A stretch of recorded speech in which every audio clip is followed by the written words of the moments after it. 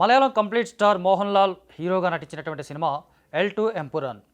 Lucifer అనే సినిమాకు సీక్వెల్గా వచ్చినటువంటి ఈ సినిమా గత గురువారం విడుదలై మంచి హిట్ టాక్తో దూసుకుపోతుంది. అది మలయాళంలో మాత్రమే. అయితే ఈ సినిమాకు సంబంధించి హిందూ సంఘాలు చాలా గొడవలు చేస్తూ ఉన్నాయి. ఈ సినిమాని ఆపేయాలంటున్నాయి, లేదా కొన్ని సినిమాలో కొన్ని సన్నివేశాలు కట్ చేయమని చెప్తున్నారు. ఒక రకంగా ఈ సినిమా మీద హిందూ సంఘాలు చాలా మండిపడతా ఉన్నాయి. ఎందుకు వాళ్ళు ఈ సినిమా గురించి అంత కోప్పపడుతున్నారు? వాళ్ళు కోప్పడేటువంటి విషయాలు సినిమాలో ఏమున్నాయి? సినిమా డైరెక్టర్ కానీ, రైటర్ కానీ, ప్రొడ్యూసర్ కానీ ఈ సినిమా గురించి ఏం చెప్తున్నారు? హిందూ సంఘాల యొక్క డిమాండ్స్కి వీళ్ళంతా ఓకే అంటున్నారా, లేకపోతే ఏవైనా కానీ ఎదుర్కోవడానికి సిద్ధంగా ఉన్నారా అనేదని ఒకసారి చూస్తే కనుక అసలు ఈ సినిమాకి హిందూ సంఘాలకు మధ్య గొడవ ఎందుకు వచ్చింది, ఏం జరిగింది అనేది ఒకసారి చూస్తే, ఎంపురాన్ అనే సినిమా 2002 గోద్రా అల్లర్ల నేపథ్యంలో మొదలవుతుంది. నిజానికి అక్కడ వాళ్ళు గోద్రా అల్లర్లు లేదా గుజరాత్, రాజస్థాన్ ఇలా ఏం పేర్లు వేయలేదు, కానీ 2002లో జరిగినటువంటి ఒక హింసాకాండని రిఫ్లెక్ట్ చేస్తూ కొంతమంది ముస్లిమ్స్ని ఒకానొక హిందూ సంఘాల నాయకుడు బలరామ్ అనే అతని పర్సను వాళ్ళందరినీ చంపేస్తాడు. అలాగే మున్నా అనే ఇంకొక పర్సను ఒక నిండు గర్భిణిని ఆమె మీద అఘాయిత్యం చేసి చంపేస్తూ ఉంటాడు. ఇవన్నీ మనకు చరిత్రలో గోద్రాల నేపథ్యంలో జరిగినటువంటి సంఘటనలుగా చాలామందికి తెలుసు. దాని మీద డాక్యుమెంటరీస్ ఉన్నాయి. ప్రత్యక్షంగా చూసిన వాళ్ళు కూడా ఇప్పటికీ ఉన్నారు. ఆ కారణంగా వాటిని గోద్రా అల్లర్ల నేపథ్యంలో రూపొందించినటువంటి సన్నివేశాలుగా చాలామంది రిసెంబల్ చేసుకున్నారు, వాటిని ఎలాగా భావించారు. ఆ తర్వాత ఈ కాలానికి వస్తే కనుక ఆ అల్లర్లో ఏదైతే విధ్వంసం సృష్టించినటువంటి బలరామ్ అనే వ్యక్తి ఉన్నాడో అతను బాబా భజరంగిగా పేరు మార్చుకొని బాబా భజరంగి అనే పేరుతోటి కేరళ రాజకీయాల్లో తనదైన ముద్ర వేయడం కోసం అక్కడున్నటువంటి కొంతమందిని పావులుగా వాడుకుంటూ ఆల్రెడీ ఒక రాష్ట్ర ముఖ్యమంత్రిని ముఖ్యమంత్రితో చేతులు కలిపి అతనికి అంతులేని డబ్బుని ఆశ చూపి ఆ పార్టీ ఈయన పార్టీ కలిపి అక్కడ పోటీ చేసేలాగా ఒక ప్లాన్ చేస్తారు. సో ఇది ప్రధానంగా ఇప్పుడు హిందువులకి కోపం తెప్పించిన అంశాల్లో ప్రధానమైన అంశాలు ఈ రెండు. మిగతా అంతా ఓకే. వరల్డ్ వైడ్గా 2 గ్రూపులు ఉంటాయి. ఆ 2 గ్రూపులు ఇంటర్నేషనల్ లెవెల్లో కొట్టుకుంటూ ఉంటాయి.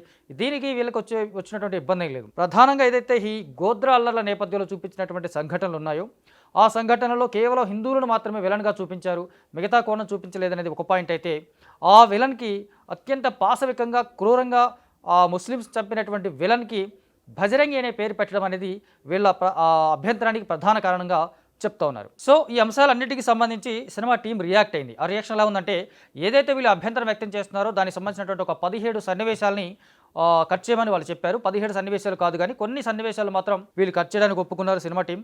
అలాగే కొన్ని పదాలకు సంబంధించి మ్యూట్ చేయమని చెప్పినటువంటి ఆదేశాలు కూడా వీళ్ళు ఫాలో అవుతాం, మేము ఖచ్చితంగా మ్యూట్ చేస్తామని చెప్పారు. ప్రధానంగా ఈ భజరంగి అనే పేరుని మార్చాలి, బాబా భజరంగి అనే పేరుని మార్చాలని చెప్పినటువంటి ఒక డిమాండ్ కూడా సినిమా టీం సానుకూలంగా రియాక్ట్ అయింది.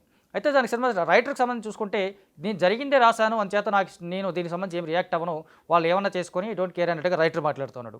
డైరెక్టర్ పృథ్వీరాజు కూడా ఒక రకంగా స్ట్రాంగ్గానే ఉన్నప్పటికీ కూడా ప్రొడ్యూసర్ గోకులం గోపాల్ అని చెప్పడంతో ఆయన కూడా నిర్మాత మాట విని ఆ డిమాండ్స్కి తలొచ్చాల్సినటువంటి పరిస్థితి మనకు కనిపిస్తుంది. ఇక మోహన్ లాల్ ఆబ్వియస్లీ ఫ్యాన్స్కి ఓపెన్గా సారీ చెప్తూ, ఇది ఇలా కొంతమంది మనోభావాలను హర్ట్ చేస్తుందని అనుకున్నట్లయితే ముందుగానే జాగ్రత్త పడేవాడిని. ఎనీవే కొంతమంది హర్ట్ అయ్యారు కాబట్టి అలాంటి వాళ్ళందరికీ సారీ చెప్తున్నానని ఓపెన్గానే ఆయన ఒక మాట చెప్పాడు.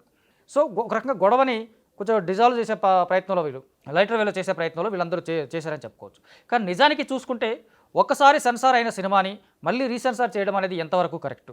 అదే నిజం అనుకుంటే, రీసెంట్గా వచ్చినటువంటి ఛావా అనే సినిమాలో అనేక చారిత్రక వక్రీకరణలు ఉన్నాయని చెప్పేసి చరిత్రకారులు చెప్పారు. ఆ సినిమాలో ప్రధాన పాత్ర పోషించినటువంటి సంభాజీ మహారాజు వారసులు కూడా చెప్పారు.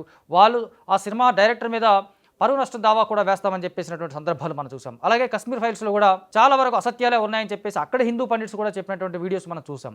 ఆ సినిమాలకు లేని అభ్యంతరం కేవలం ఈ సినిమాకి వచ్చేసరికి ఎందుకు కనిపిస్తూ ఉందంటే, ఇప్పుడు మెజారిటీ ఏదైతే ఉందో ఆ మెజారిటీ వాళ్ళు చేసిందే చెప్పిందే ఇది రాజ్యంగా చెల్లిపోతుంది కాబట్టి వీళ్ళు ఈ సినిమాని ఇలా ఆక్షేపిస్తున్నారు, అభ్యంతరాలు వ్యక్తం చేస్తున్నారు అనేది ఒక వర్గం చేస్తున్నటువంటి ఆరోపణ. నిజానికి ఒక సినిమాని సినిమాగానే చూడాలనే ఒక సేయింగ్ మనకు రెగ్యులర్గా కనిపిస్తుంది. కానీ అది వ్యక్తులు కానీ, జాతులు కానీ, మతాలు కానీ వీళ్ళ మీద టార్గెటెడ్గా ఉంటే కనుక అది ఖచ్చితంగా అది వ్యక్తిగత మనకు భావ ప్రకటన స్వేచ్ఛ కిందకి రాదు, అవతల వాళ్ళకి కించపరిచేదానికి వస్తుంది. కానీ ఏదైతే ఒక చరిత్రని చెప్తున్నప్పుడు ఆ చరిత్రలో ఉన్నటువంటి అంశాలని యాజిటీజ్గా చూపిస్తున్నప్పుడు దానికి అభ్యంతరం చెప్పాల్సిన అవసరం లేదనేది ఇంకొందరి వాదన. ఎవరి వాదనలు ఎలా ఉన్నప్పటికీ కూడా ఇప్పుడు మెజారిటీ ప్రజల యొక్క అభిప్రాయాన్ని మాత్రమే పరిగణలోకి తీసుకోవాల్సినటువంటి పరిస్థితి ఉంది. కాబట్టి ఎల్2 ఎంపురాన్ అనే సినిమాకు సంబంధించి ఒక 17 కట్స్ రీసెన్సారింగ్గా చెప్తున్నారు. అది సెన్సార్ బోర్డు వాళ్ళు చెప్పే మాట కాదు. ఏదైతే హిందూ సంఘాల వాళ్ళు ఉన్నారో వీళ్ళు చేసినటువంటి డిమాండ్స్ అవి. ఆ డిమాండ్స్ని మూవీ టీం పరిగణలోకి తీసుకుంది. ఆ పరిగణలో తీసుకున్నటువంటి డిమాండ్స్కు సంబంధించి వాళ్ళు ఏమి చేయమంటారో అవన్నీ చేయడానికి మూవీ టీం సిద్ధంగా ఉంది. నిజానికి చూసుకుంటే ఈ సినిమా 150 కోట్ల భారీ బడ్జెట్తో రూపొందింది. మలయాళం లాంటి చిన్న సినిమా ఇండస్ట్రీకి అంత పెద్ద బడ్జెట్ అనేది చాలా పెద్ద మ్యాటరు. సినిమాకు కూడా పెద్ద పాజిటివ్ టాక్ ఏం రాలేదు మిగతా భాషలో. కేవలం మలయాళంలో మాత్రం బ్లాక్ బస్టర్తో దూసుకుపోతోంది. ఇప్పటికీ రిలీజ్ అయిపోయి 4-5 రోజులు అవుతుంటుంది. ఇప్పటివరకు కేవలం 175 కోట్లు మాత్రమే కలెక్ట్ చేసింది ఈ సినిమా. ఇంకా వరల్డ్ వైడ్గా చూసుకుంటే కూడా కొంచెం డల్గానే ఉంది మార్కెట్ లేదా కలెక్షన్స్ అని చెప్తున్నారు. ఇలాంటి సందర్భంలో వీళ్ళు చేసినటువంటి డిమాండ్స్ వల్ల, వీళ్ళు చేసినటువంటి ఇష్యూస్ వల్ల ఈ సినిమాకి కలెక్షన్స్ పరంగా కొంత డ్యామేజ్ జరిగే అవకాశం ఉందని ఖచ్చితంగా చెప్పొచ్చు. ఏదేమైనా ఒకసారి సెన్సార్ అయిన సినిమాకి కొంతమంది వ్యక్తుల యొక్క అభిప్రాయాలను లేదా మనోభావాలను పరిగణలోకి తీసుకొని సినిమాని చంపేయడం అనేది ఎంతవరకు కరెక్ట్ అనేది సినిమా ఇండస్ట్రీ నుంచి కూడా కొంతమంది ప్రశ్నిస్తూ ఉన్నారు. Anyway, so Empuraan versus Hindu సంఘాలకు సంబంధించినటువంటి గొడవ ఇది, దీని నేపథ్యం అనేది ఇది.